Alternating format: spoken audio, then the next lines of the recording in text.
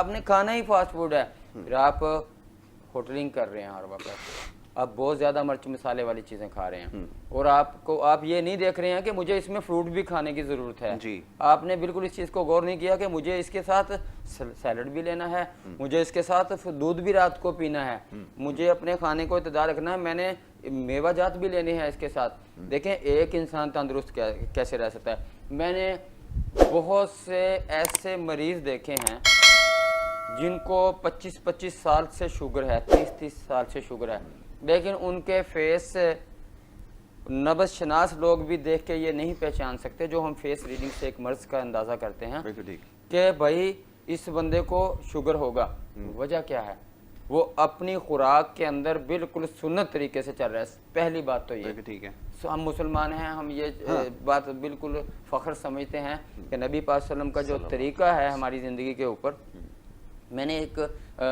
واقعہ سنا ہوا ہے، ابھی کمی بیشی اللہ پاک معاف فرمائے میں اس کو ذکر کرتا چلوں، کہ نبی پاک صلی اللہ علیہ وسلم کے دور کے اندر ایک حکیم جو تھا وہ آپ صلی اللہ علیہ وسلم کے پاس ٹھہرا، ٹھیک ہے، اور وہاں سے آپ سے اس لیے ٹھہرا کہ میں یہاں کے لوگوں کی جو ہے وہ معالجین کی صورت میں مطلب کہ بیٹھا کہ ان کو میڈیسن دوں گا اگر کوئی مرض آ جائے گا۔ سننے میں یہ آتا ہے کہ وہ کوئی 3 ماہ کے قریب وہاں پہ اس نے سٹے کیا، لیکن 3 ماہ کے اندر اس سے وہاں پہ کوئی بھی پیشنٹ نہیں ملا، اور وہ آقا علیہ السلام کے پاس آیا، نبی صلی اللہ علیہ وسلم سے فرمایا کہ یہاں پہ کوئی مریض ہی نہیں ہے،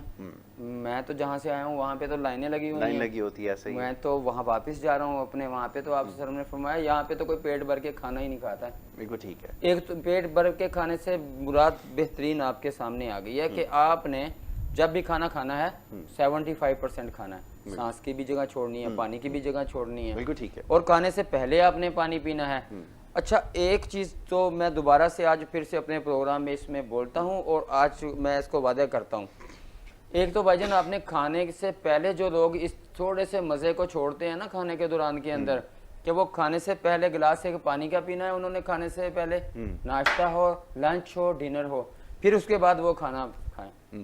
ایسے لوگ ہمارے پاس آئیں گے نہیں۔ ہم تو بولتے ہیں ہمارے پاس پیشنٹ آئے ہی نہیں۔ اچھا کیوں نہیں آئے؟ کہ وہ جب اویئرنیس لیں نا کہ وہ نبی صلی اللہ علیہ وسلم کے طریقے کیا تھے زندگی میں کھانے کے، جیسے میں نے آپ کو ایک حکیم کی مثال دی جو آقا علیہ السلام کی خدمت میں شامل ہوا، کیا آپ وہ زندگی نہیں گزار سکتے اپنی؟ بالکل، اگر آپ اس طرح سے اپنی زندگی گزارتے ہیں تو آپ بہترین اپنی زندگی گزاریں گے، آپ لوگوں کو بیماریوں سے دور ہو جائیں گے، اگر آپ بیماری میں ہیں بھی تو بھی آپ بیماری سے دور ہونے لگیں گے۔ صرف نبی پاک صلی اللہ علیہ وسلم کے طریقوں کے مطابق زندگی آرام سب کسی ہر بندہ جانتا ہے کہ بھی جب ہم نے کھانا کھانا ہے پانی پینا ہے، یہ لکھا ہوا ہے کہ کھانے سے پہلے پانی پینا سونا ہے، بیچ میں پانی پینا جو ہے وہ چاندی کا بولا جاتا ہے، اینڈ پہ جو پانی آپ پیتے ہیں وہ بیکار ہے، لوہا ہے، اس کا کوئی فائدہ نہیں ہوتا ہے، وہ بیماریوں کا باعث ہے۔